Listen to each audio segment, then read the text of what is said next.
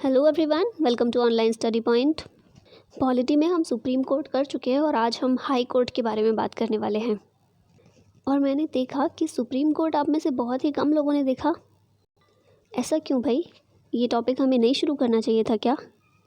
And also one comment was like that कि इतना detail में करने की ज़रूरत नहीं, क्योंकि आप लोगों के पास बुक्स अवेलेबल हैं जिनसे आप पढ़ सकते हैं। वीडियो आप सिर्फ प्रैक्टिस के लिए कर रहे हैं, तो अगर ऐसा है तो वो भी मुझे बता दीजिए, क्योंकि मैं फिर क्यों फालतू में एक्सप्लेन करूँ सब कुछ। जल्दी जल्दी करके ख़त्म करेंगे। और दूसरी बात, आप में से किसी एक ने बोला था कि जो ऑप्शन है उनको मैं डिटेल में एक्सप्लेन करूं, ना कि पूरे टॉपिक को। तो देखिए, हम जो कर रहे हैं ना, सीरियल वाइज कर रहे हैं, और इसमें हम जो संविधान में पॉलिटी कर रहे हैं, संविधान में जो जो प्रोविज़न दिए गए हैं उनके बारे में। हम उस तरह के क्वेश्चन नहीं कर रहे कि पहले प्रधानमंत्री कौन थे, पहली महिला प्रधानमंत्री कौन थी, पहली बार किसे बनाया गया, किसने पहली बार ये किया वो किया। हम वो चीज़ें नहीं कर रहे हैं, हम संविधान पढ़ रहे हैं यहाँ पर। ठीक है, तो इसमें तो एक्सप्लेनेशन की ज़रूरत जिस तरह से मैं कर रही हूँ उस तरह से है मेरे हिसाब से। और जो ऑप्शन रहते हैं, ऑप्शन भी इस तरह के नहीं रहते हैं। ठीक है, क्वेश्चन भी आपने देखे होंगे, ऑप्शन इस तरह के नहीं रहते।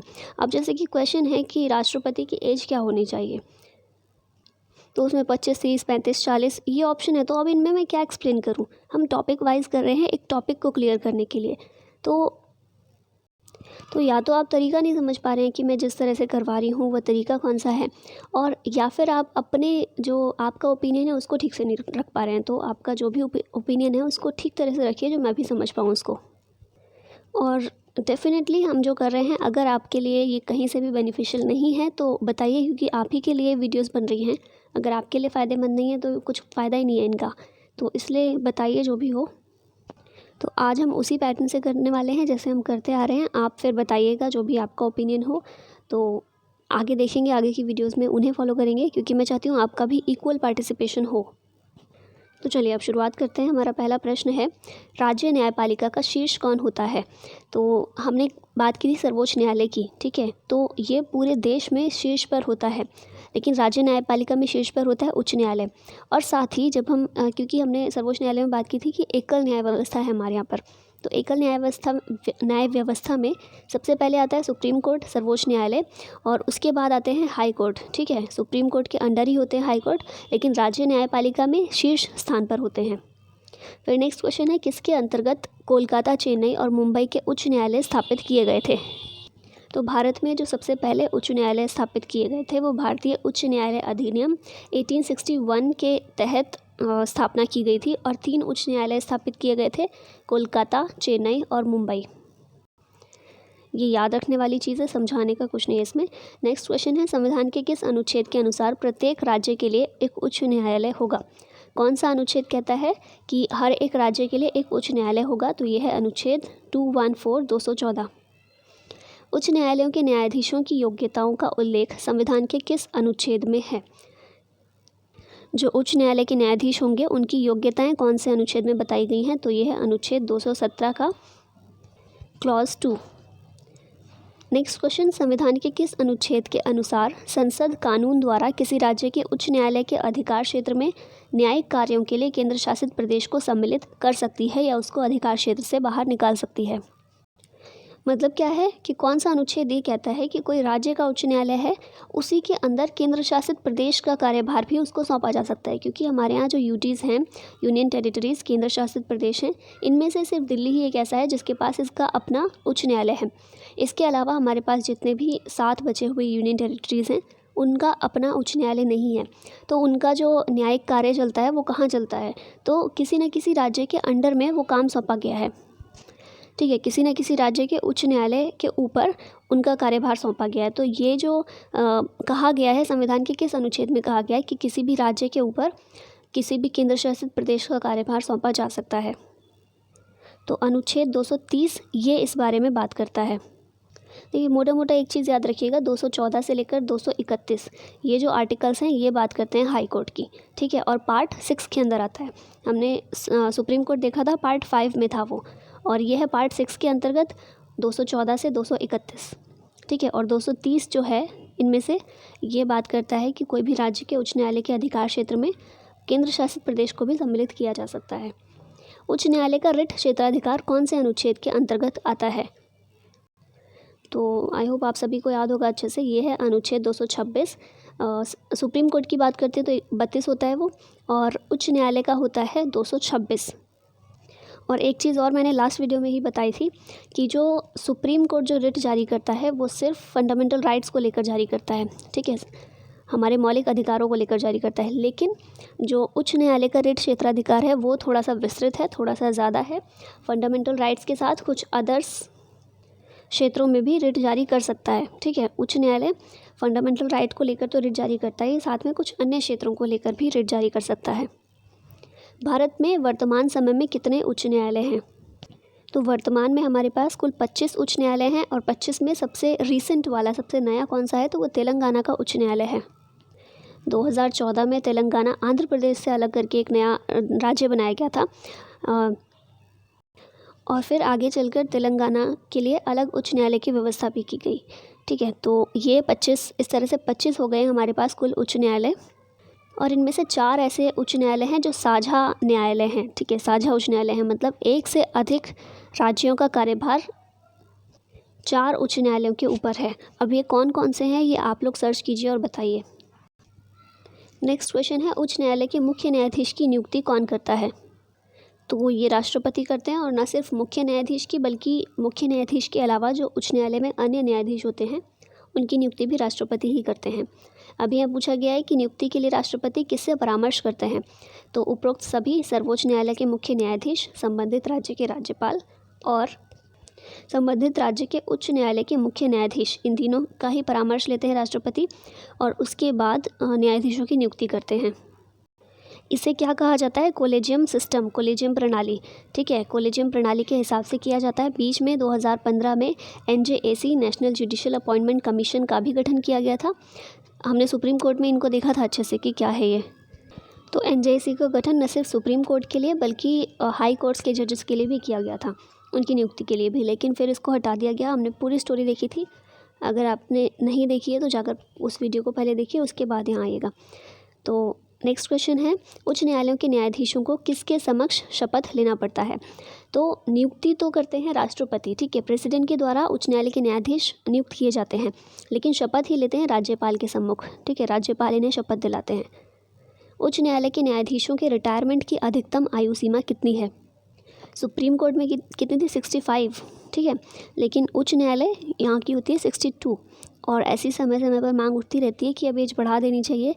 हाई कोर्ट के लिए 65 कर देनी चाहिए, जबकि सुप्रीम कोर्ट के लिए 70 ईयर कर देना चाहिए, लेकिन अभी फ़िलहाल की बात करें तो 62 है, ठीक है, सुप्रीम कोर्ट के लिए 65 और हाई कोर्ट के लिए 62। प्रत्येक उच्च न्यायालय में मुख्य न्यायाधीश और अन्य न्यायाधीशों की कितनी संख्या निश्चित की गई है? सुप्रीम कोर्ट में हमने देखा था 34 जजेस हैं कुल, 34 में 33 + 1, ठीक है, 33 जजेस और एक चीफ जस्टिस, मुख्य न्यायाधीश, तो इस तरह से 34 है वहाँ की संख्या। लेकिन सुप्रीम कोर्ट पूरे देश की एक ही है। उच्च न्यायालय की बात करें, हाई कोर्ट की बात करें तो सभी राज्यों में होता है ये, मोस्टली सभी राज्यों में है, एक आधे राज्य हैं जो साझा करते हैं। तो उच्च न्यायालय में मुख्य न्यायाधीश की संख्या और अन्य न्यायाधीशों की सभी राज्यों में बराबर तो नहीं हो सकती है, ठीक है, तो निर्धारित कैसे होती है? तो ये राष्ट्रपति के विवेक पर आधारित है पूरी तरह से, आवश्यकता के अनुसार समय समय पर राष्ट्रपति नियुक्त करते हैं, ठीक है, तो राष्ट्रपति के विवेक पर आधारित है कि संख्या कितनी होगी उच्च न्यायालय में न्यायाधीशों की। उच्च न्यायालय का मुख्य न्यायाधीश अपना त्यागपत्र किसे दे सकता है?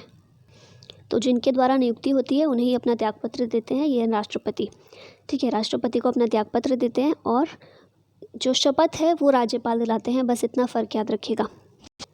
फिर नेक्स्ट क्वेश्चन है, किसी राज्य के उच्च न्यायालय के न्यायाधीशों के वेतन और भत्ते निम्नलिखित में से कौन से निधि पर भारित होते हैं?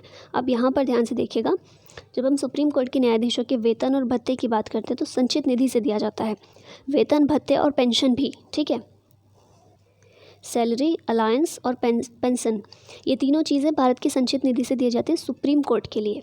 लेकिन जब हम उच्च न्यायालय की बात कर रहे हैं, हाई कोर्ट के न्यायाधीशों की बात कर रहे हैं, तो इनकी जो सैलरी और अलाउंसेस मिलते हैं ये संबंधित राज्य के लोक लेखा निधि से दिए जाते हैं, ठीक है, वेतन और भत्ते ये संबंधित राज्य के लोक लेखा निधि से दिए जाते हैं, और पेंशन इनकी भारत की संचित निधि से दी जाती है, ठीक है, ये डिफरेंस समझिएगा अच्छे से। वेतन और भत्ते संबंधित राज्य जिस राज्य के उच्च न्यायालय के वो न्यायाधीश हैं उसके लोक लेखा निधि से वेतन और भत्ते मिलेंगे, जबकि पेंशन भारत की संचित निधि से मिलेगी। और सुप्रीम कोर्ट के जजेस की चाहे पेंशन हो, सैलरी हो, अलाउंसेस हो, वो सभी भारत की संचित निधि से मिलते हैं। नेक्स्ट क्वेश्चन है, उच्च न्यायालय के न्यायाधीश के लिए कौन सी योग्यता होनी चाहिए? तो ये दोनों ही योग्यताएं ज़रूरी हैं। वह कम से कम 10 वर्ष तक किसी न्याय के पद पर रह चुका हो और या फिर किसी उच्च न्यायालय के अंतर्गत कम से कम 10 वर्ष तक अधिवक्ता रह चुका हो। मतलब 10 साल का न्यायिक अनुभव होना चाहिए किसी व्यक्ति को, और या फिर 10 साल तक किसी भी उच्च न्यायालय में वो जज के रूप में नहीं, सॉरी, वकील के रूप में काम कर चुका हो। और ये तो है ही कि वो भारत का नागरिक होना चाहिए। सुप्रीम कोर्ट में क्या होनी चाहिए योग्यता? सुप्रीम कोर्ट का जज बनने के लिए योग्यता होनी चाहिए कि 5 साल तक किसी भी उच्च न्यायालय में जज के रूप में काम किया हो, या फिर 10 साल तक किसी भी उच्च न्यायालय में या किसी भी न्यायालय में वकील के रूप में काम किया गया हो। लेकिन जब उच्च न्यायालय के न्यायाधीश की बात करें, हाई कोर्ट के न्यायाधीश की बात करें, तो कम से कम 10 वर्ष किसी भी न्यायिक कार्य से संलग्न रहा हो, या फिर किसी भी न्यायिक कार्य में लगा हो, और या फिर कम से कम 10 वर्ष तक अधिवक्ता रह चुका हो। नेक्स्ट क्वेश्चन है, निम्न में से कौन सा कथन उच्च न्यायालय के सेवानिवृत्त जज के विषय में सही है? सेवानिवृत्त जज के विषय में, जो रिटायर्ड जज होते हैं, उनके संबंध में कौन सा कथन सही है? तो जो रिटायर्ड जज होते हैं उनके लिए छूट है कि वे सर्वोच्च न्यायालय में वकालत कर सकता है। ठीक है, उच्च न्यायालय का कोई भी, हाई कोर्ट का कोई भी रिटायर्ड जज है तो वो सर्वोच्च न्यायालय में, सुप्रीम कोर्ट में वकालत कर सकता है। और इसके अलावा एक और चीज़ है कि जो रिटायर्ड जज होते हैं ना, अगर ज़रूरत पड़े तो कार्यकारी जज के रूप में उन्हें काम करने के लिए भी कहा जा सकता है। और कौन कहता है? जो हाई कोर्ट का मुख्य न्यायाधीश होता है वो कार्यकारी जज बनने के लिए सेवानिवृत्त जो भी रिटायर्ड जज होते हैं उन्हें कार्यकारी जज के रूप में काम करने के लिए बोल सकता है। नेक्स्ट क्वेश्चन है, उच्च न्यायालय के क्षेत्राधिकार को घटाने या बढ़ाने का अधिकार किसे है? तो जब भी क्षेत्राधिकार घटाना या बढ़ाना हो तो कैसे कर सकते हैं? संविधान में संशोधन करके। ठीक है, और वो अधिकार किसे? संसद को। तो उच्च न्यायालय के किसी भी हाई कोर्ट के क्षेत्राधिकार को घटाने या बढ़ाने का अधिकार संसद को है। 2 या अधिक राज्य या संघीय प्रदेश के लिए एक सामान्य उच्च न्यायालय की स्थापना की जा सकती है। यानी कि एक ही उच्च न्यायालय है और 2 या 2 से अधिक राज्य या 2 या 2 से अधिक केंद्र शासित प्रदेशों का कार्य उस एक उच्च न्यायालय के द्वारा ही किया जाना है। तो अगर इस तरह की स्थापना करनी है उच्च न्यायालय की, तो संसद द्वारा कानून बनाकर ऐसी 2 या अधिक राज्यों या केंद्र शासित प्रदेश के लिए एक उच्च न्यायालय की स्थापना की जा सकती है। जैसे कि पंजाब और हरियाणा उच्च न्यायालय है, तो वो एक उच्च न्यायालय है जो पंजाब का भी कार्य देखता है, न्यायिक व्यवस्था देखता है, और हरियाणा की भी। ठीक है, इसी तरह मान लीजिए कोई नया इस तरह से बनाना है कि 2 राज्यों के लिए एक ही उच्च न्यायालय की स्थापना करनी है, तो ये काम संसद के द्वारा कानून बनाकर किया जाएगा। नेक्स्ट क्वेश्चन है, किसी न्यायाधीश को एक उच्च न्यायालय से दूसरे में स्थानांतरित करने का अधिकार निम्नलिखित में से किसको है? कोई हाई कोर्ट का जज है जो किसी एक हाई कोर्ट में कार्यरत है, उसे एक जगह से दूसरे हाई कोर्ट में स्थानांतरित करना है। ठीक है, तो उन्हें स्थानांतरित करने का अधिकार किसको है? कौन स्थानांतरित कर सकता है? तो देखिए, ये अधिकार जो है भारत के राष्ट्रपति के पास है, और ये अधिकार सिर्फ इन्हीं का नहीं है, मतलब इनके विवेक पर आधारित नहीं है, बल्कि जो भारत के मुख्य न्यायाधीश होते हैं, CJI होते हैं, CJI का परामर्श लेना ज़रूरी है। CJI के अलावा 4 और वरिष्ठतम न्यायाधीशों के, और साथ में 2 उच्च न्यायालयों के मुख्य न्यायाधीशों का भी परामर्श ज़रूरी है। तो इस तरह से कितने लोग हुए? CJI प्लस 4 वरिष्ठतम न्यायाधीश सुप्रीम कोर्ट के ही, और प्लस 2 अन्य न्यायाधीश। और ये 2 अन्य न्यायाधीश कौन से होंगे? हाई कोर्ट के। कौन से हाई कोर्ट के? जिससे स्थानांतरित करना है और जहाँ स्थानांतरित करना है। जैसे A हाई कोर्ट से B में स्थानांतरित करना है तो एक जज होंगे A के, एक जज होंगे B के। ये दोनों जज भी परामर्श करेंगे कि ये करना ठीक है या नहीं, साथ में CJI और ये 4 वरिष्ठतम न्यायाधीश। तो इनके परामर्श के बाद ही राष्ट्रपति किसी भी जज का स्थानांतरण कर सकते हैं, एक जगह से दूसरी जगह ट्रांसफ़र कर सकते हैं। अंडमान और निकोबार द्वीप समूह किस उच्च न्यायालय के क्षेत्राधिकार में आते हैं? तो यह है B, कोलकाता उच्च न्यायालय। ठीक है, अंडमान और निकोबार, पश्चिम बंगाल की लोकेशन यहाँ पड़ती है, अंडमान निकोबार यहाँ है ना द्वीप समूह, तो कोलकाता उच्च न्यायालय के अंडर आता है।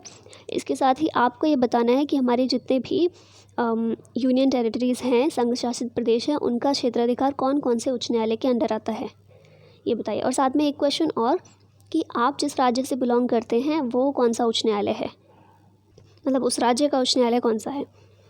किन राज्यों में साझा उच्च न्यायालय है, तो इनमें से महाराष्ट्र और गोवा, इन दोनों राज्यों का उच्च न्यायालय साझा उच्च न्यायालय है। ठीक है, क्योंकि गोवा बहुत ही छोटा राज्य है तो इन दोनों का उच्च न्यायालय साझा है। भारत का सबसे पुराना उच्च न्यायालय कौन सा है।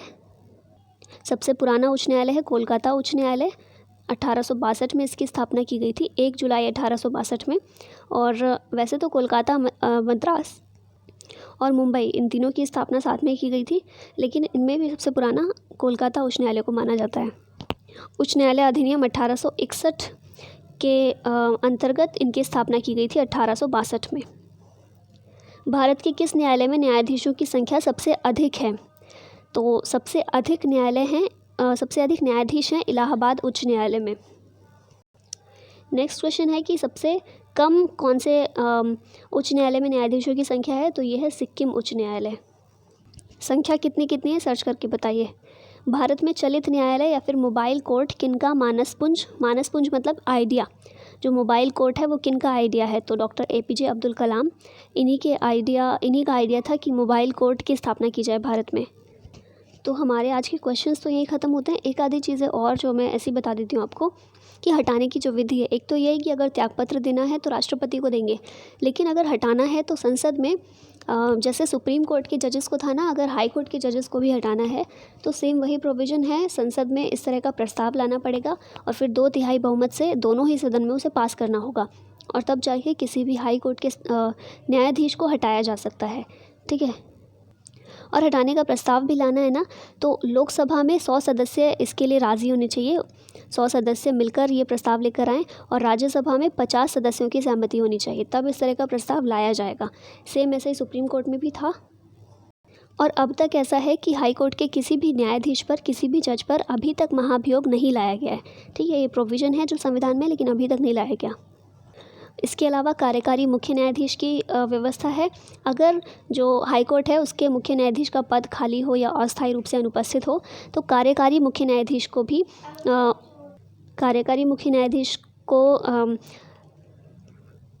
नियुक्त किया जा सकता है। और मैंने बताया था कि जो रिटायर्ड जज होते हैं उन्हें कार्यकारी न्यायाधीश के रूप में नियुक्त कर सकते हैं राष्ट्रपति।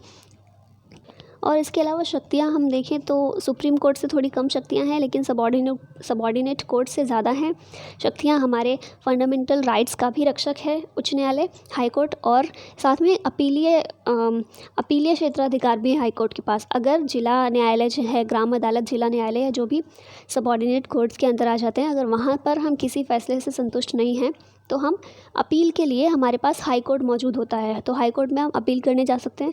अगर वहाँ से भी हम संतुष्ट नहीं हैं किसी फ़ैसले को लेकर, तो फिर हम सुप्रीम कोर्ट भी जा सकते हैं। और कई बार ऐसा होता भी है कि फ़ैसले बिल्कुल चेंज हो जाते हैं।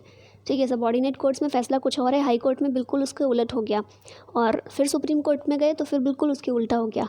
तो अपीलीय न्यायालय भी है ये, लेकिन सबसे बड़ा अपीलीय न्यायालय सुप्रीम कोर्ट है, उसके बाद कोई कोर्ट नहीं है जहाँ पर हम जा सकते हैं। तो आज की वीडियो में इतना ही था। आई होप आपको समझ में आई होंगी चीज़ें, और जो भी आपका सुझाव हो वीडियोस को लेकर, क्या चेंज किया जाए, किस तरह से चेंज किया जाना चाहिए तरीके में या किसी और चीज़ में, वो आप बता सकते हैं।